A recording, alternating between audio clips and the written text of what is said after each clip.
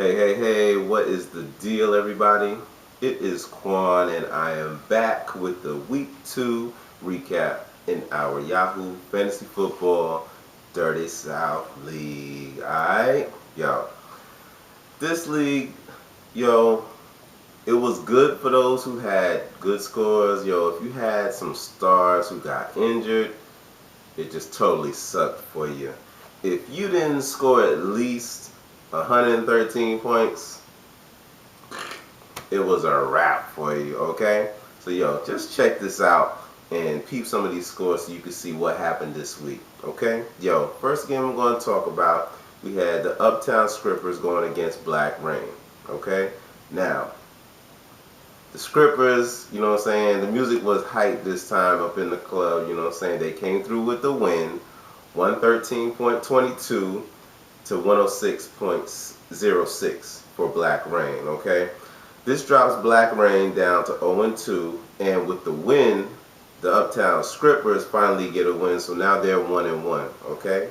Now, the next game, we got the King Street Wildcats versus I Gets All the Draws. And if all you thinking about is draws, you're not going to get a win. So, unfortunately, I Gets All the Draws dropped to 0-2, while King Street Wildcats, they advanced to a 2-0 record with the win of 118.76 to 52.78. Now, I didn't get into all the details about why, you know, I Gets All the Draws had the lowest score in the league this week. Most likely because of injuries. Everybody got injured. RG3, Moreno got injured. Who else got injured? Jamal Charles didn't do good. A lot of people who expected to do well. Brandon Cooks didn't do anything. It was just a crazy week for fantasy football. But anyway, come back next week, draws, and you know what I'm saying, get out there on that waiver wire, even though I'm going to talk about that in a little bit anyway. Get out there, see if you can find somebody. Ain't really nobody out there, but see what you can do, okay?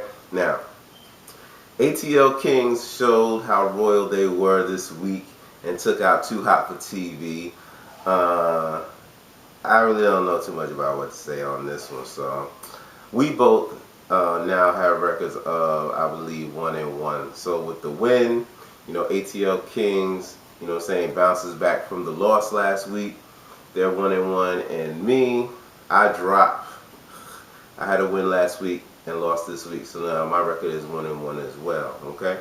Going forward, the Gap 92 showed out in fine form against the D to the U to the K to the E heavy hitters. I don't know what happened. It wasn't really that close of a game, but these were two teams who both won, you know what I'm saying, in week 1. So one of them was going to go to 2-0, one of them was going to drop to 1-1. The Gap 92 came out with the victory. Now they're 2-0, 126.84 to heavy hitters 104.04. Now, the next game, we got the Rough Riders against Christy Love's team. Rough Riders came through in fine fashion. Christy Love's team, they was all about love, and they didn't see what was going on. The Rough Riders came on through and just, you know, trampled all over them. 130.44 to 111.58. With this loss, Christy's team drops to 1-1, you know, and with the win, Rough Riders goes to 1-1 as well, bouncing back from the loss of last week, okay? Now, keeping on their winning streak, A-Town Jags takes advantage of California's finest, okay? 132.24 to 95.68. This drops California's finest down to 0-2, and like I said, A-Town Jags remain undefeated, as does the Delta Dogs, who had the highest score in the league with 169.78, just beasting. Woo! I can't even front. I wouldn't even want to go against her. It didn't matter who she would have went against this week. Delta Dogs would have, you know what I'm saying, destroyed them.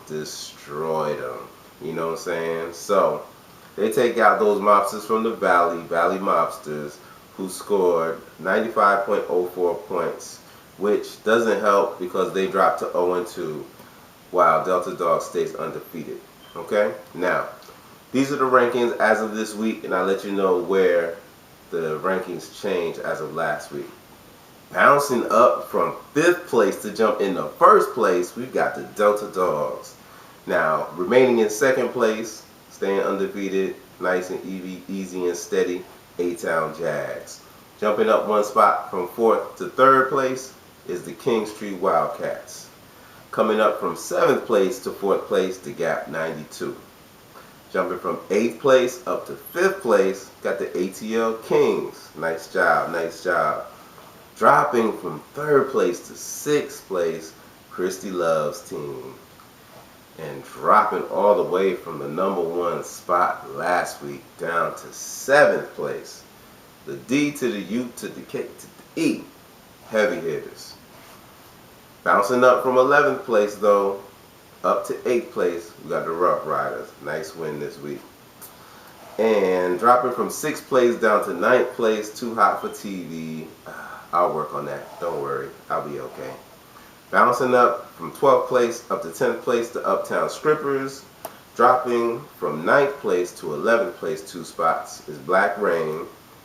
Bouncing up 1 spot from 13th to 12th place, we've got California's Finest. And also bouncing up from 14th to 13th place 1 spot. Hey, it's better than nothing, right? Those mobsters from the Valley mobsters.